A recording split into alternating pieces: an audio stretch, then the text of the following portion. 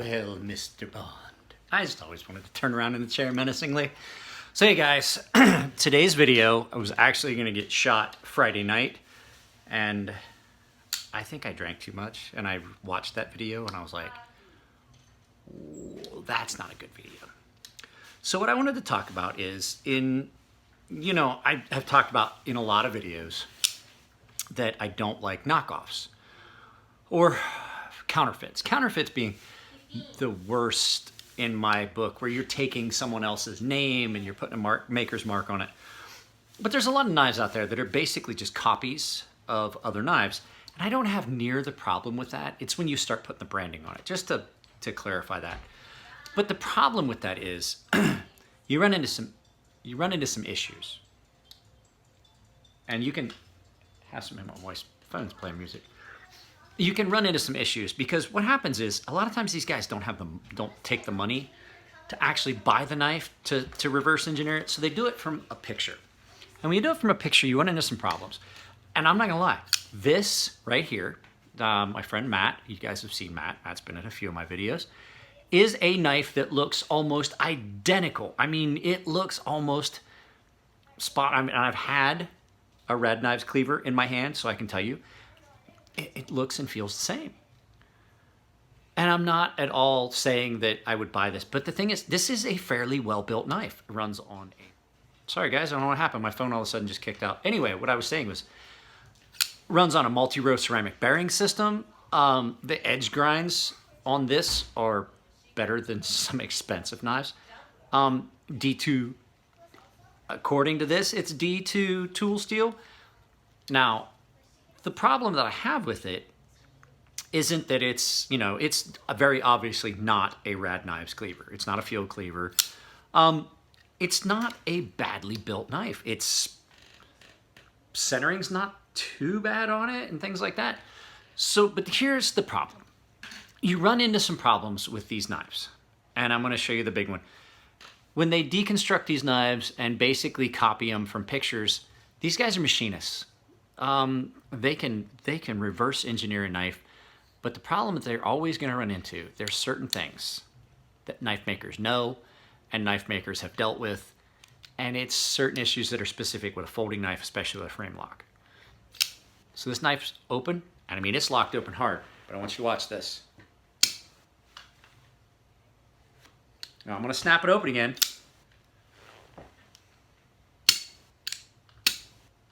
Every time, without fail.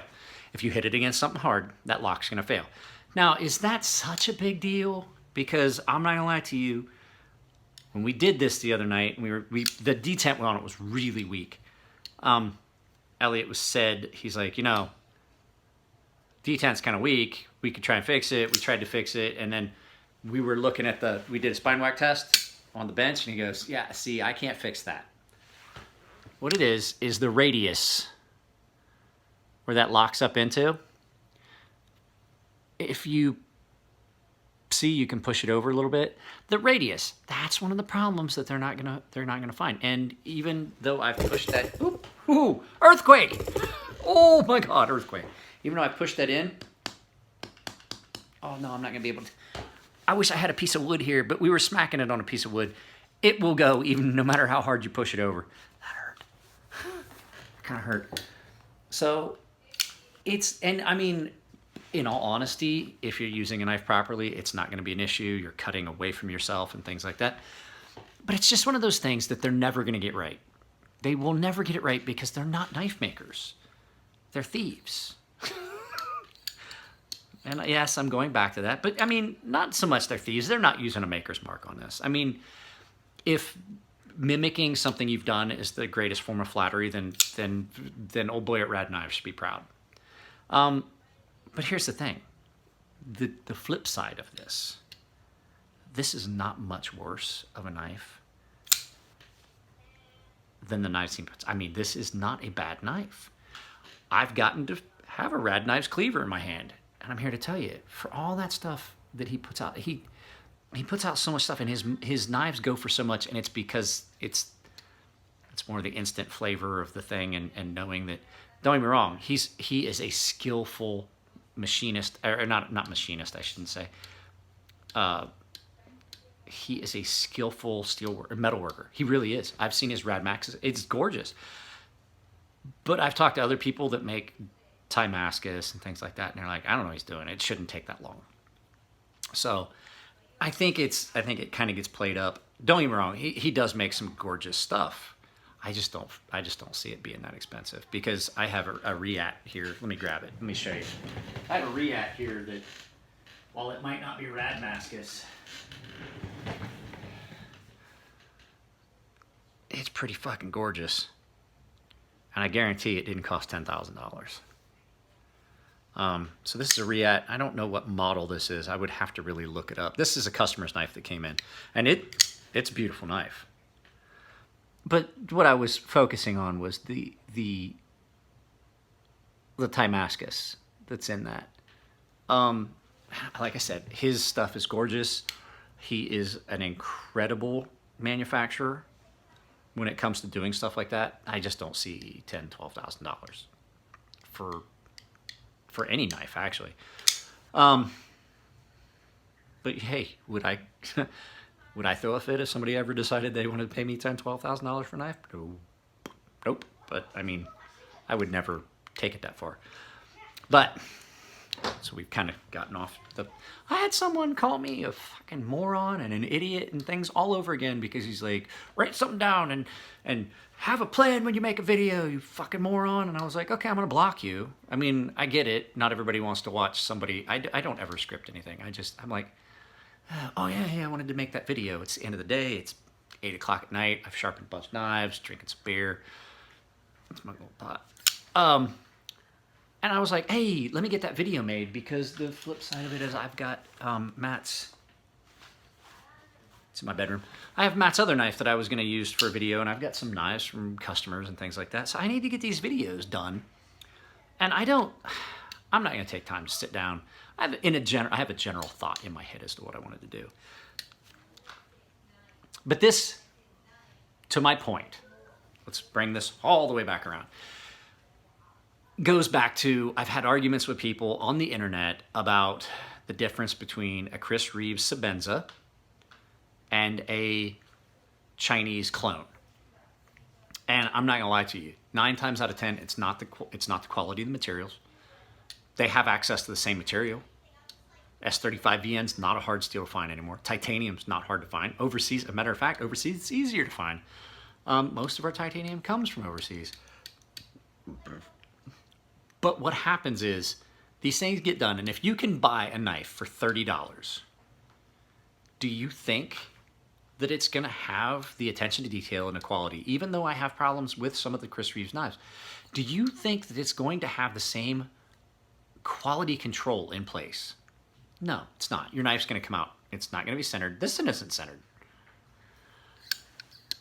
It's not going to have the things that you would expect from a quality knife. There's going to be things that are lacking. If you want to live that way, if you want to buy those knives, that's fine. What I said in my videos in the past is don't try to justify your point to me. I saved up the money. My first Sebenza, I saved $10 a paycheck. $10 a paycheck. That's once every 2 weeks. That's $20 a month. Yeah, that's 20 months that I saved to get me to $400. You should just do it that way. I mean, like, now, there's things that I want to buy and I can't. I would love to have some of these things. I could probably buy a cheap knockoff clone. But what am I going to do with it? I can't show it on my channel, because I think that you guys that watch my channel would hold me to a higher level of integrity than that. You know how I feel about it. And you cannot compare. You can't say, oh, I'm going to review this knife, but it's not the real one, but this is my take on this one. You can't. It's never going to be the same, and for me, it's an integrity thing. I want to keep the channel clean. I want to keep the integrity to a point. And the other one is I don't believe in it. These Chinese companies that are even this without having any markings, it feels dirty. You know, you've stolen someone's design, even though you're not putting their name on it. You've stolen their design, and it's not fair to them. And that whole group of sales companies that sell these knockoff products, it's just not fair. I understand it's a different country and it's a different culture and they have different rules when it comes to copyright, but it's still not fair. But if you do decide you want to purchase something that's not a direct knockoff, it's a copy-ish. It's, like I said, not marked. Beware. You're gonna have issues. Or as Matt says, you're gonna have a bad time. So, you know, the flip side of that is, like I've said a bunch of times, this is a Chinese knife. This is amazing. This is a Chinese knife that is amazing. This is a Reate, and there's several Chinese companies that are doing it now that are just knocking out of the park. Top of the tier, Reate. Right below them is Wii. Right below them is Kaiser. And then there's Reich. And I think there's another company, but then there's a company called Best Tech. And their knives aren't, I mean, they're not great. They're like, holy crap, I want to buy one of those right now. But I was like, you know, if I was going to get something for somebody for a birthday present, I'd think about that. They're not that expensive. They're not that bad. So I'm trying to make the differentiation between a legitimate Chinese knife company that is amazing and who knows? Who knows what garage this was made in? I got news for you. That hurts. You can do that all day. Now, I do have to mention a caveat to this. When Elliot and I were doing this, Elliot specifically said, he goes, you know, don't get too wrapped up with that. He's like, because I've got an entire bench full of custom knives, or his workbench, his desk. I have an entire desk, this is what Elliot told me, of custom knives that do the same thing. It is a very hard thing for a knife maker to get right. He said is one of the hardest things to do is to get the lock geometry correct. So I'm not faulting them too much. I'm just saying these are the things that you run into because they don't get tested. So, all right, guys, it's late-ish.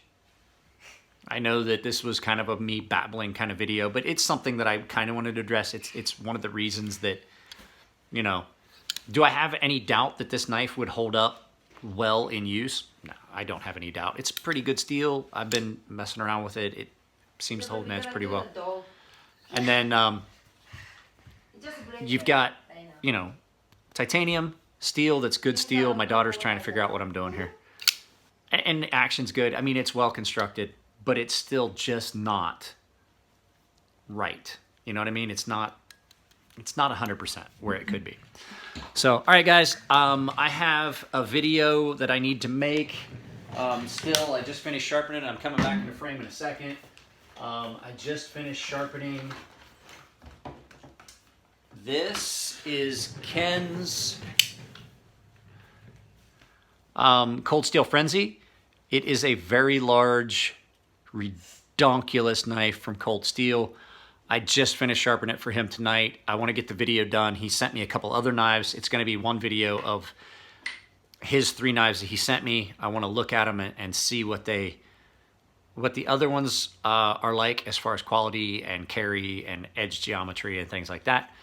And I'm going to do a video on it. But this one is going to be the prime focus because this is a beast. This thing is insane. There's still knives sticking out at the bottom of my hand. So, yeah, there's a couple more videos coming, and then I'm going to do a video about the Spyderco Police model, which is what's currently in my bedroom on my bedstand because I was going to shoot the video in there, and I borrowed that from Matt. So, one of my all-time favorite knives. I don't own one. It's just something about it is just gorgeous. Like I said, if you like my videos, if you're not one of my subscribers, like and subscribe. I do have a Patreon that's down below. If you really like my videos, go ahead and throw in on it. I'm using that to do stuff like the tripod that I have here, the lights that I'm probably going to order so that I can shoot videos after dark, and some other stuff. But I have I'm going to the Cali Custom Show, and then there's some other small things that I'm going to get for the channel. I'm going to do, and then I'm going to sell, and I'm going to add that money back so I get something big to review on the channel, something special. And then we'll see about making that special to someone else and basically you sell it lottery style. So, all right, guys. Wife and kid are back in from doing her jump rope and stuff like that. So I'm going to log off of here. I will talk to you guys later. Take it easy. Take care of yourselves, and I'll see you next time.